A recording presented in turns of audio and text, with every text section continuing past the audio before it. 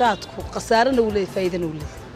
waxaan u arkaa qaadku inuu masiibo qaran yahay oo dhibaato weyn waddankeena iyo dadkeenaba ku hayo haddii aynu weliba si gaar ah u taabanno dhalinyarada xaqiiqatan wuxuu ku leeyahay saameyn aad iyo aad u xun oo ay ka mid tahay dhaqaalihii oo ay ka mid tahay fikirkoodii oo uu hoos u dhigayo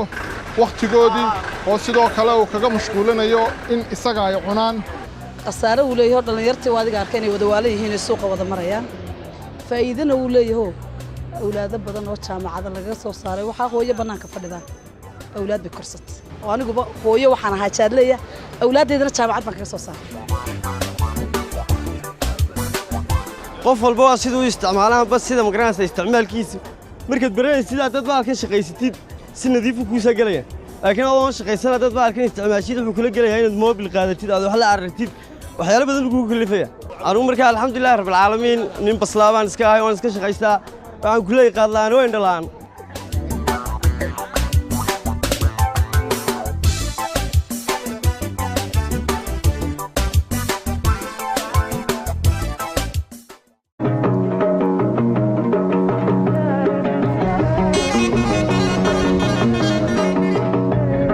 shaadkani saamayntu dhalinyarada ku leeyahay ku sheegaya horta waa mid ciyaal iskuulka uu laayay qaadku markuu soo dhaco shabanay dalbanayaan meel qarsoon bay la gelayaan hadhowna buuggii halkay dhigeen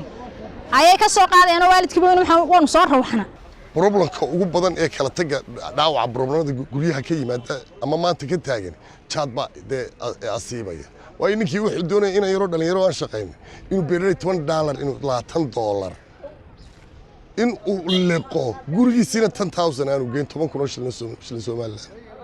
laakiin Soomaaliland shaqo lama taala anigu waxaan qanacsanaa yaa faa'iido weyn waan ka helnaa oo maalmeedkayga qaadka markaad u fiirsato halka uu ka imanayo asaliyan buu waxa weeye waa Ethiopia lacagta jaadka lagu siistaana Ethiopia ka gashaa dadana inagii wax inoo soo galaya oo faa'iidaha ma jiraan wax baxaya mooyee waxay ugu hayaan waan qanacsaday ugu hayo caafimaadka iyo dhaqaalaha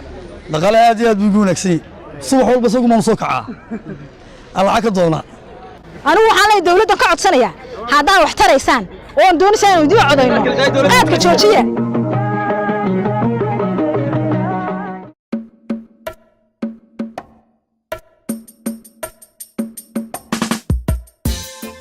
dhalinyarada saameyn badan ayuu ku leeyahay jaadku